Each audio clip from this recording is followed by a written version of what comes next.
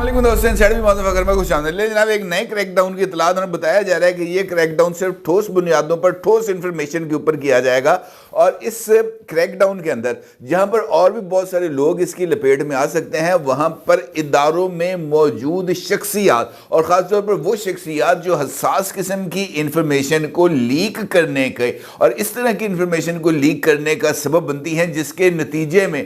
जो अनासर हैं, चाहे वो सियासी हैं या वो गैर सियासी हैं, वो एक नैरेटिव को बिल्ड करते हैं जो इदारों और पाकिस्तान के खिलाफ होता है। जनाब, उनको भी शिकंजे में लाया जाएगा। बल्कि बताया यह भी जा रहा है कि वफाकी दारुल हुकूमत के कुछ महकमों में से चंद सरकर्दा अफराद को ना सिर्फ इस क्रैकडाउन की लपेट में ले लिया गया है, बल्कि उनको उठाया भी जा चुका है। कौन है वो लोग? ये एक बहुत ही इंपॉर्टेंट सवाल है। और सवाल ये भी है कि क्या ये क्रैकडाउन सिर्फ और सिर्फ पॉलिटिकल वर्कर्स के खिलाफ होगा या इसके अंदर कुछ और भी लोग शामिल हो सकते हैं, और ख़ास तौर पर महकमों से ताल्लुक़ रखने वाली चुनिंदा शख्सियात। और इसके अंदर क्या बैरून मुल्क में मुकीम वो तमाम लोग जो इदारों के खिलाफ प्रोपेगेंडा करने में बहुत ही इंपॉर्टेंट रोल प्ले कर रहे हैं, क्या वो भी इसकी लपेट में आ जाएंगे? ये बहुत अहम सवालात हैं और अगर हमको इन तमाम सवालात का जायज़ा लेना है तो फिर हमें एक दरख्वास्त को मद्देनज़र रखना होगा जो इस वक्त तैयार की जा रही है और बहुत जल्द सुप्रीम कोर्ट ऑफ पाकिस्तान में दायर कर दी जाएगी। और हो सकता है कि जब मैं ये वीडियो रिकॉर्ड कर रहा हूँ वो दरख्वास्त भी सुप्रीम कोर्ट ऑफ पाकिस्तान के में दायर की जा चुकी हो, क्योंकि इस दरख्वास्त का ताल्लुक ना सिर्फ इस क्रैकडाउन से है बल्कि इस दरख्वास्त के ज़रिए इमरान खान की तरफ से राइज किए जाने वाले प्रोपेगेंडा और उनकी तरफ से जो इस्टेब्लिशमेंट को दबाव में लाने की कोशिशें हैं उसको भी जो है वो एक्सरेट किया जाएगा, उसकी भी शिद्दत में इजाफा किया जाएगा। ये दरख्वास्त है जनाब वज़ारत दिफा से मुतल्लिक और वज़ारत दिफा के ख़िलाफ़ तौहीन अदालत की कार्रवाई को इनिशिएट करने के लिए जो है वो तैयार की जा रही है। और इस दरख्वास्त में मौक़िफ़ ये इख्तियार किया जाएगा कि सुप्रीम कोर्ट ऑफ पाकिस्तान के बेंच की तरफ से फ़ौजी अदालतों के ख़िलाफ़ दिए जाने वाले फ़ैसले के बावजूद अभी तक वज़ारत दिफा ने मुतअद्दिद दरख्वास्तों के बावजूद वो तमाम लोग जिन्हें 9 मई के वाक़यात पर पाबंद सलासिल किया गया है पाकिस्तानी फ़ौज की तरफ से, उनको अभी तक सिविलियन इदारों के सुपुर्द नहीं किया गया, उनके हवाले नहीं किया गया। और ये भी इंकशाफ इस दरख्वास्त में किया गया है कि बहुत सारे लोगों ने उनको इस बारे में आगाह किया है कि इस वक्त भी जो ट्रायल है वो ना सिर्फ जारी है बल्कि इसकी सज़ाओं पर अमल दरामद के लिए भी कुछ इक़दामात किए जा रहे हैं। और उनका ये मानना है कि जैसे ही इस मामले को ठंडा पड़ेगा, ये फ़ौजी अदालतों वाला मामला, उसके साथ ही ये जो अदालतें हैं ये खामोशी के साथ जो सज़ाएँ हैं वो देना शुरू कर देंगे। और ये एक बड़ी संगीन वारदात है, क्योंकि इसके नतीजे में यकीनी तौर पर पाकिस्तान की सुप्रीम कोर्ट के कंधे को इस्तेमाल करते हुए पाकिस्तान की इस्टेब्लिशमेंट पर दबाव डालने का एक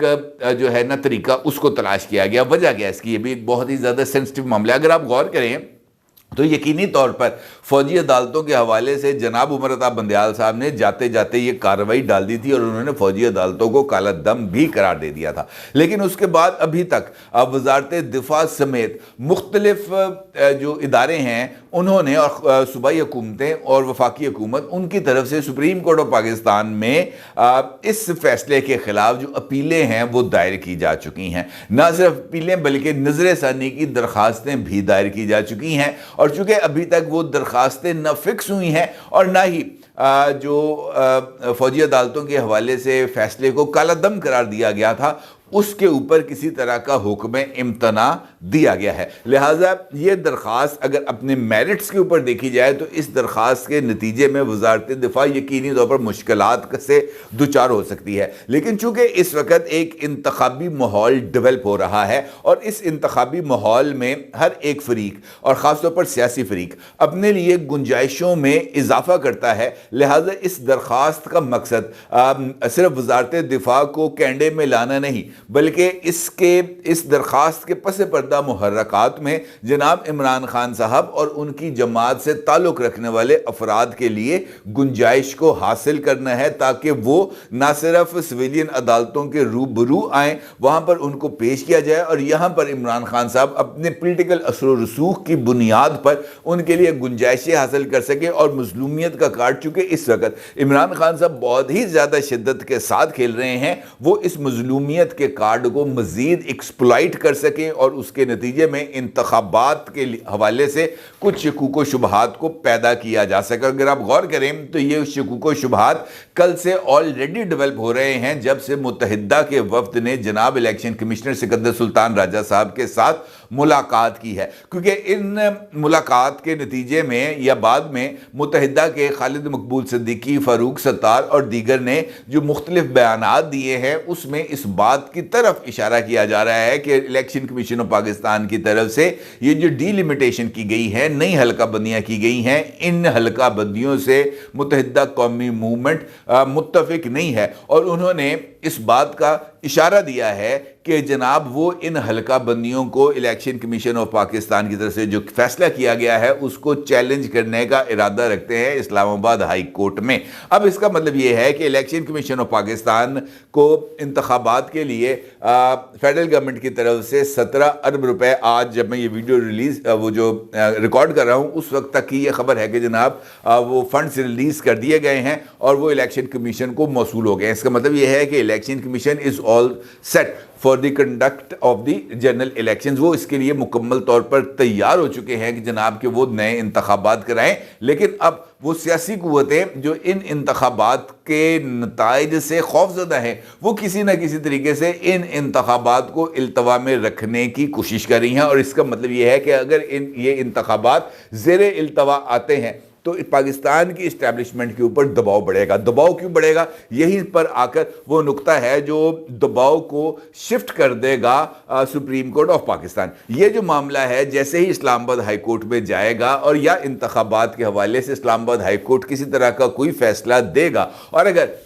انتخابات کے التوا کے حوالے سے بھی فیصلہ دیا جاتا ہے تو اس نے کہاں جانا ہے؟ اس نے جانا ہے سپریم کورٹ آف پاکستان، اور سپریم کورٹ آف پاکستان میں کہاں پہ جائے گا؟ جسٹس قاضی فائز عیسیٰ صاحب کے پاس، اور جسٹس قاضی فائز عیسیٰ صاحب موجودہ صورتحال میں کسی بھی طور پر یہ فیصلہ دینے کی پوزیشن میں نہیں ہیں کہ جناب انتخابات کو التوا کر دیا جائے، کسی بھی صورت نہیں دیں گے، کیونکہ اس فیصلہ دینے کی صورت میں خود ان کے اخلاقی معیارات اور ان کے آئینی معاملات پر جو یا ان کی پوزیشن پر کمپرومائز کرنے کا تاثر اٹھے گا، اور مجھے نہیں لگتا ایسے کہ جسٹس قاضی فائز عیسیٰ صاحب اپنی ساکھ یا اپنے اصولوں پر کسی طرح کا کوئی سمجھوتا کریں۔ اس کا مطلب یہ ہے کہ اس سارے سینیریو میں جو دباؤ ہے وایا سپریم کورٹ آف پاکستان، یہ شفٹ کر دیا جائے گا پاکستان کی اسٹیبلشمنٹ پر، اور شاید یہی وجہ ہے کہ پاکستان کی اسٹیبلشمنٹ نے اس سارے دباؤ کو اس کے اثرات کو زائل کرنے کے لیے میدان میں اترنے کا فیصلہ کیا ہے، کیونکہ اگر وزارت دفاع کے معاملات پر سپریم کورٹ آف پاکستان ان درخواستوں کو ایڈمٹ کر لیتی ہے، ان کو جو ہے وہ سماعت کے لیے فکس کرتی ہے، تو کم از کم ابتدائی طور پر جو چیز سامنے آئے گی وہ یہ آئے گا کہ جناب فل کورٹ بنائیں۔ یہی ہوگا نا جناب، 5 رکنی بینچ نے فیصلہ سنا تھا، اب یہ 7 رکنی سنے گا، بہتر یہ ہے کہ اس کو فل کورٹ ہی سنے، کیونکہ جس وقت فوجی عدالتوں کے حوالے سے یہ سماعت ہو رہی تھی اس وقت بھی اعتزاز احسن صاحب نے عمر عطا بندیال صاحب سے درخواست کی تھی کہ فل کورٹ بنائیں اور فل کورٹ اس معاملے کو سنیں۔ اس مرتبہ بھی فل کورٹ کی ہی استدعا آئے گی تاکہ اس معاملے کو ایک مرتبہ سیٹل کر دیا جائے، حل کر دیا جائے، اور یہ ایک یقینی طور پر مشکل صورتحال ہوگی، اور اسی اثرات کو زائل کرنے کے لیے اسٹیبلشمنٹ کی طرف سے یہ جو کریک ڈاؤن ہے اس کا فیصلہ سامنے آیا ہے۔ آج صبح سے ہی یہ خبر سامنے آ رہی تھی کہ لنڈن میں موجود سزا یافتہ جن کو کورٹ مارشل کے ذریعے عہدے سے ہٹایا گیا ہے، میجر ریٹائرڈ عادل راجہ، ان کو اریسٹ کر لیا گیا ہے، اور اس وقت وہ لندن پولیس کی تحویل میں ہے، اور لندن پولیس ان کو بہت جلد پاکستان دشمن سرگرمیوں میں ملوث ہونے پر انہیں گورنمنٹ آف پاکستان کے حوالے کر دیں گی، لیکن اس خبر کی بھی ابھی تک کانفرمیشن نہیں ہو سکی، کیونکہ عادل راجہ کی اگر گرفتاری ہوئی ہے تو لندن میٹروپولیٹن پولیس کی طرف سے ابھی تک اس کی کوئی کانفرمیشن نہیں آئی، بلکہ عادل راجہ کے جو اکاؤنٹ ہے سوشل میڈیا اکاؤنٹ، اس سے اس بات کی بار بار تردید کی جا رہی ہے۔ البتہ کہا یہ بات 100% کنفرم ہے کہ یہ جو کریک ڈاؤن ہے اس کا اب آغاز ہو گیا ہے اور یہ کریک ڈاؤن بھی کچھ زیادہ تیز رفتاری کے ساتھ ہمیں آگے بڑھتا ہوا نظر آ رہا ہے۔ اطلاعات ہیں اس حوالے سے کہ جناب لندن کے اندر مقیم ہیں جیسے میجر عادل راجہ ہے یا سابق کیپٹن ریٹائرڈ حیدر رضا مہدی ہیں، ان تک کچھ لوگ جو ہیں مختلف اداروں سے وہ حساس انفارمیشن پھیلا رہے تھے یا ان کو ان انفارمیشن ان تک مہیا بھی کر رہے تھے اور ان کی سوشل میڈیا مہم کو شیئر بھی کر رہے تھے۔ پتہ یہ چلا ہے کہ وزارت داخلہ کے ایک جوائنٹ سیکرٹری ہیں جن کا نام ہے فیصل نثار صاحب، سیکشن آفیسر ہیں میاں عثمان علی شاہ صاحب، اسسٹنٹ پرائیویٹ سیکرٹری ہیں نوید جان صاحب، سٹینو ہیں جاوید اور ایف آئی اے کے ڈپٹی ڈائریکٹر ایڈمن ہیں زاہد صاحب۔ ان سمیت کئی افراد کے خلاف کارروائی شروع کر دی گئی ہے اور ان کے اوپر الزام ہے کہ وہ عادل راجہ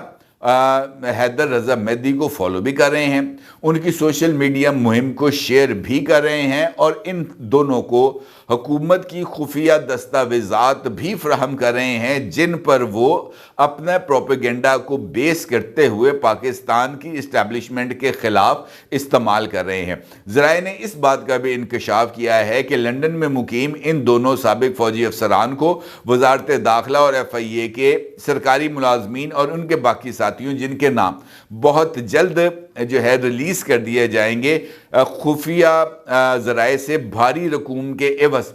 دستاویزات فراہم کرتے رہے ہیں اور عادل راجہ اور حیدر رضا مہدی کی میڈیا مہم کو شیئر کیا جاتا رہا ہے اور اس حوالے سے جو انکشافات ہیں وہ بہت جلد سامنے آئیں گے۔ اس کا مطلب یہ ہے جناب کہ نہ صرف یہ بلکہ اب وہ تمام لوگ جو کسی نہ کسی حوالے سے پولیٹیکلی کنیکشن بھی رکھتے ہیں اور وہ پاکستان کے ریاستی اداروں کے خلاف اسی مہم کا، اسی شرانگیز مہم کا حصہ بنتے رہے ہیں جناب، ان کے خلاف بھی اب عرصہ حیات تنگ کیا جا رہا ہے۔ اور خاص طور پر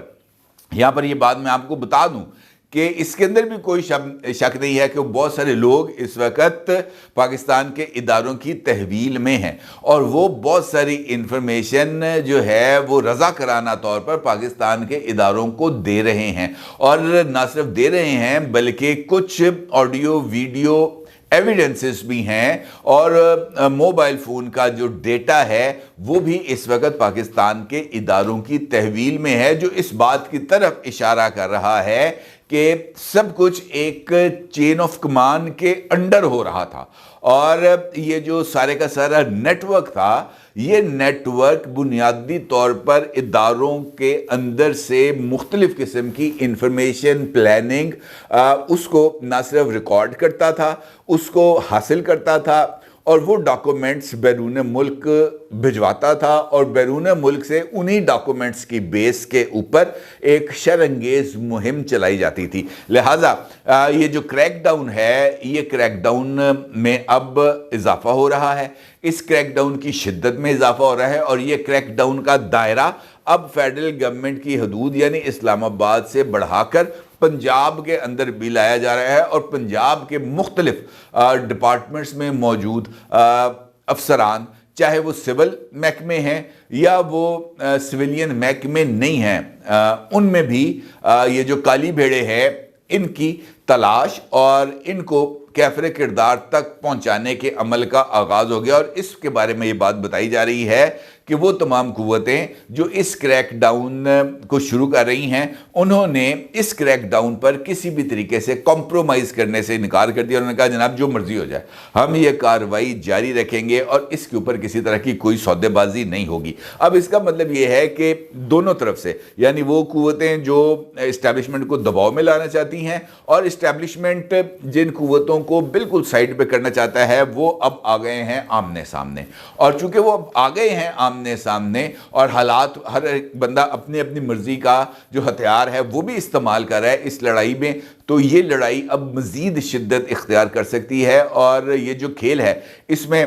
جو تیزی ہے وہ بھی اب آتی ہوئی نظر آئے گی۔ اب چونکہ فیصلے کا وقت بھی قریب ہے لہذا لڑائی میں بھی شدت آئے گی، تو میرا خیال ہے کہ اس کے لیے اب ہم سب کو تیار رہنا چاہیے۔ الیکشن سے پہلے کا جو ماحول ہے، میرا یہ خیال ہے کہ اسی مہینے وہ نہ صرف بننا شروع ہو جائے گا، اور اس انتخابی ماحول کے بننے سے پہلے جو صفائی کا عمل ہے اس میں بھی تیزی آئے گی، اور صفائی ہوتی ہوئی ہمیں نظر بھی آئے گی۔ ابتدا ان افسران کے خلاف کارروائی سے ہو چکا ہے۔ اپنی رائے کو ضرور اظہار کیجیے گا۔ آپ کا بہت شکریہ۔